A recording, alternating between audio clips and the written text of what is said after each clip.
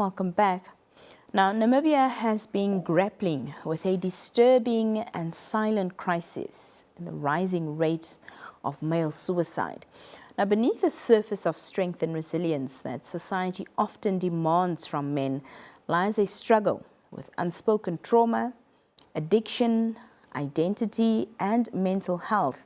One person leading the charge in breaking the silence is Elago Nantana, founder of the Delivery Room Foundation, an initiative committed to men's mental wellness. Through his foundation, he's helping men confront the emotional battles that they're often taught to suppress and creating a safe space for healing. Today we speak with him about the root causes of male suicide in Namibia and, crucially, where and how men can access help before it's too late. Elago, good evening, and thank you so much for joining us tonight here on the Daily Roundup. Good evening, Nina. Thank you so much for having me. We do appreciate your time. Well, just to start with, Elago, your foundation has been very vocal about the silent suffering of men in Namibia. Talk to us about what are some of the most common issues that men are facing behind closed doors. Yeah, thank you so much. So the Delivery Room Foundation in itself is a spiritual and mental health clinic that we founded to actually help men overcome mental health issues pertaining to addiction, hopelessness, suicidal thoughts, and so forth. So what we are seeing is that many men in Namibia, they are battling silently with depression, with financial pressure, identity loss, addiction, unhealed childhood trauma. So there's a deep emotional pain behind closed doors. So because of societal expectation and conditions that men are living in and the desires of the heart, men find themselves in situations where they can't handle the pressure that is put upon them. And they tend to become quiet, they act to be strong, and try never to ask for help, but in silence, it costs their lives. Elago, you mentioned in a recent article that the root causes often include, as you mentioned, absent fatherhood, addiction, trauma, etc. How do these issues develop into suicidal thoughts if left unaddressed? So, yeah, this issue is not just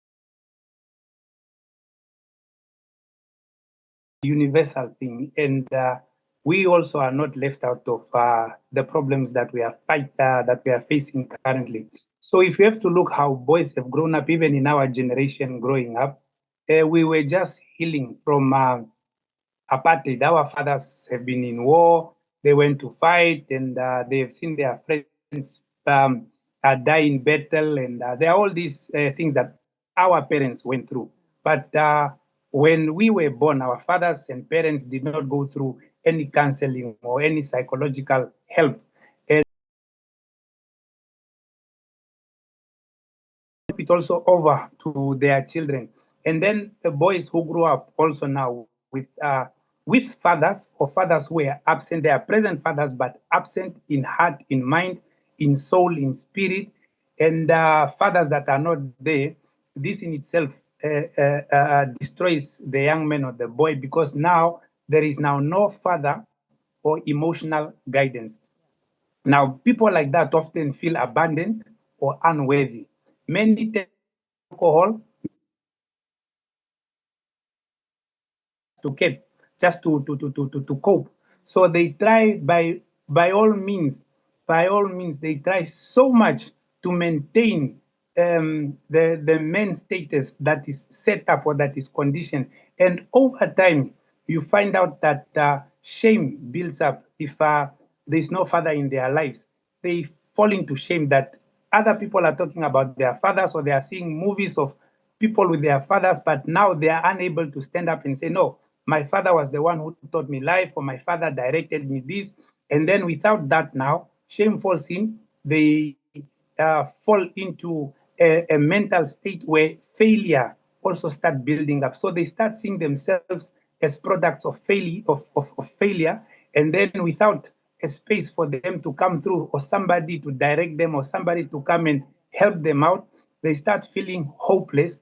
And then once they start feeling hopeless, suicidal thoughts starts creeping in, that you are without a purpose, you are useless on this earth, you can't do anything, you can't produce anything. So all these thoughts battle up in a person's mind who is probably not employed, or who is not running a business, or who has no direction in life. So with that, they start to build in their own minds feelings that are just negative. Everything they want to do is just negative. Everything they try to touch does not build up. Then they see themselves with no future, no value, or no voice left. And to them, that's when they think that leaving this earth is the way out. And of course, this is not every man's story, but this is commonly how it starts. Isn't that so, Elago? It's so. I want to understand, in your view, why is it so difficult for men, not just in Namibia, but in general, to seek help, or, even admit that they're struggling mentally or emotionally?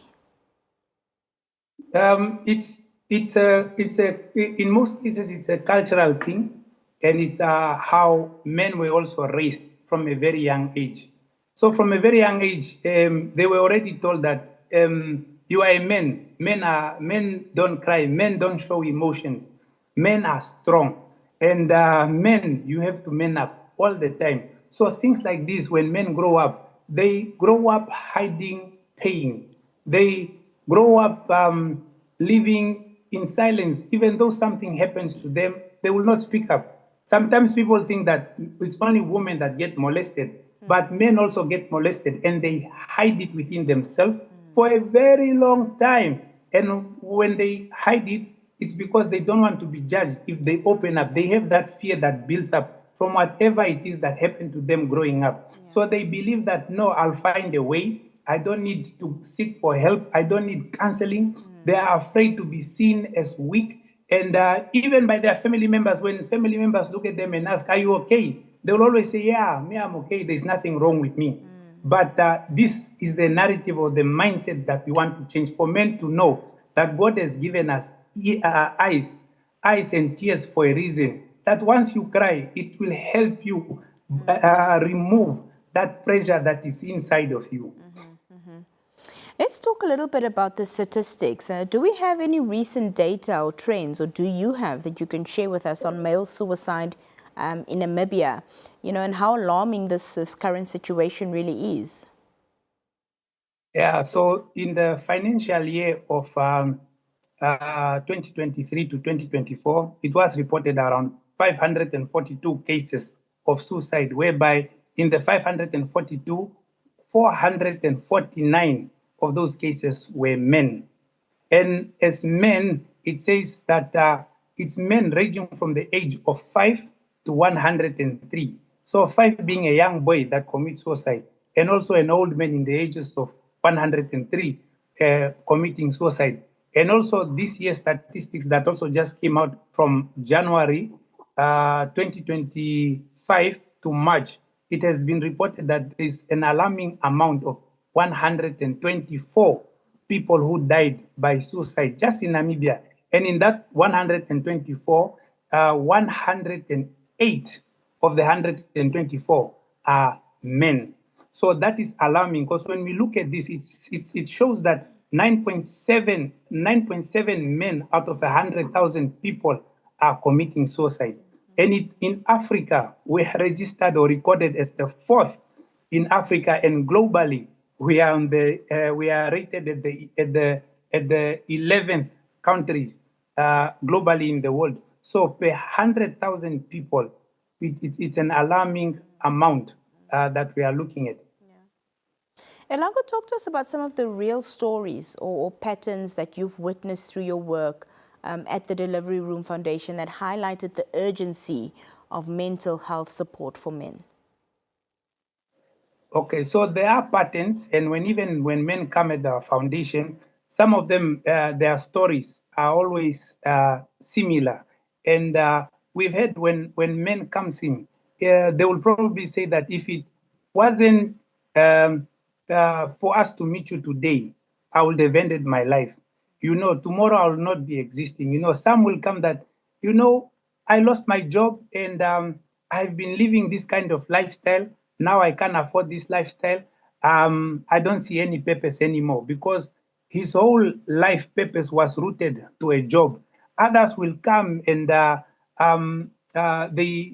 have this addiction that they can't actually open up and say, even to their wives and so forth. When it comes to pornographic addiction and masturbation, it's a serious addiction. And they are also afraid to just open up to tell their wives that I'm going through this situation. Some are saying that, I'm so embarrassed, having this shame upon me. I can't even open up. I'm even afraid to go to church, just to go stand in church to open up because I'm afraid the pastor will expose me. So there are a number of these cases and patterns that we are hearing every day when men come to our facilities and they speak to us about their mental health challenges. Even when I was walking on my journey, when I was walking to Oshikango from Otabi to Chicago in 2023, I came across 7 people alongside my journey that wanted to commit suicide. And then in those 7 people, you ask them, the first one, I asked them, why do you want to commit suicide? He's like telling me that no, he recently just found out that his wife has been having an affair, it's infidelity. And just because of that, the family know of his wife and he wants to end his life.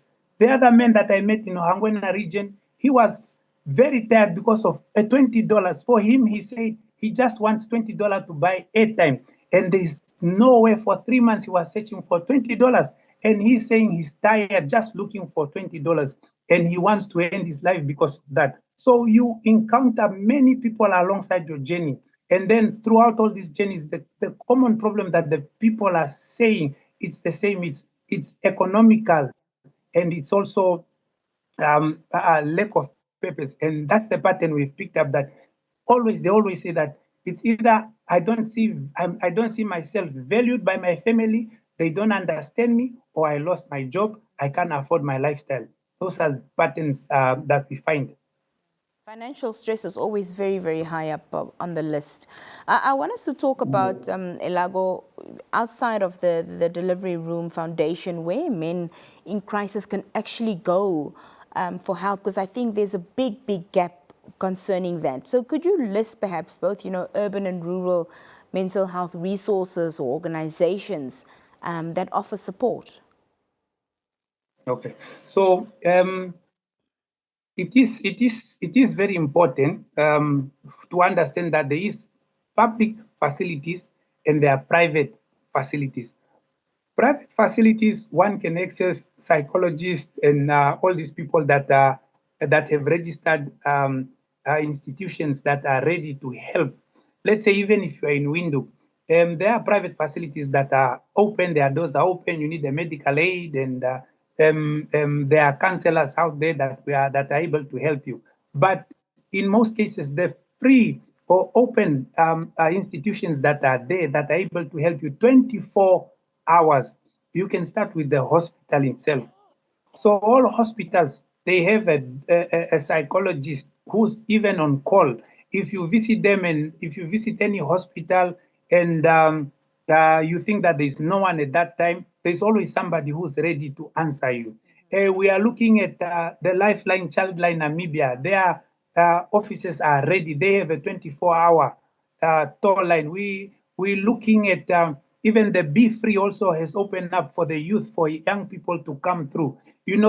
Churches are also 24/7. It depends from which congregation you are coming from, and your pastor, if you are connected to your pastor or your faith organization that is there, that is able to help you. Sometimes I always say, go a step further. Even if you find yourself that there's a school next to you, sometimes you can even just have that school's life skills teacher or principal that you call them. I know teachers, they will always want to help if somebody calls upon them.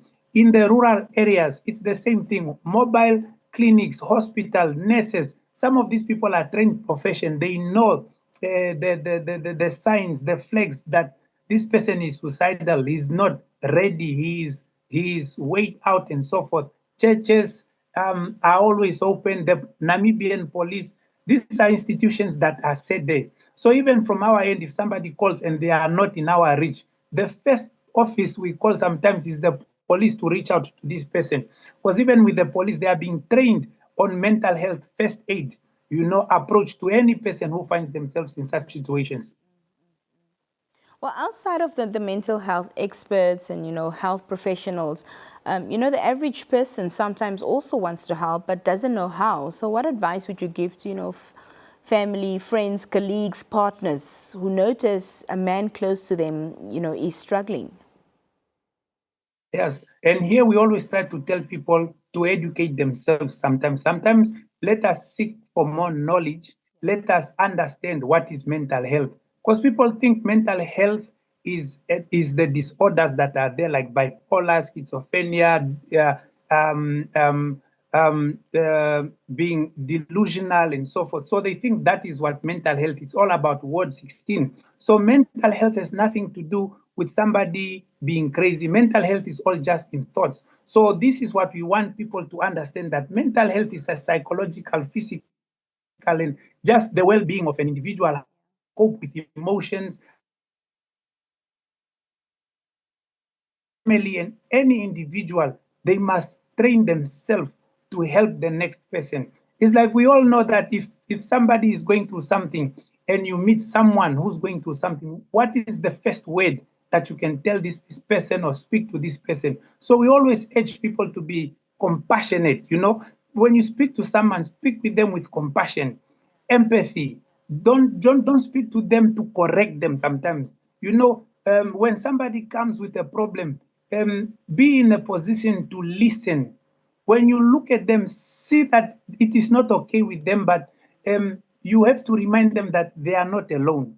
I'm here with you. Sometimes what a man needs is just somebody who will be with them. Even if you don't say something, just be around them. Don't rush someone to speak up like, what's your problem? Tell me now what's your problem. You see, offer a kind of counseling. Just have a kind of counseling or a prayer ready for somebody who's going through a condition like this.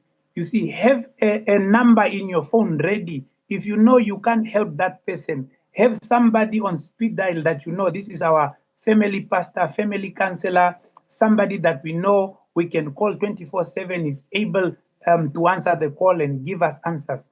You see, be in that moment. Don't underestimate just that presence that you have in that person's life. Sometimes just sitting with that person without saying much, that in itself will save a person's life. The goal is not to force someone to open up, but to keep the door open for that person to open up and speak. So we need to train ourselves to understand emotional intelligence and just to understand the nature of a human and what a person is going through.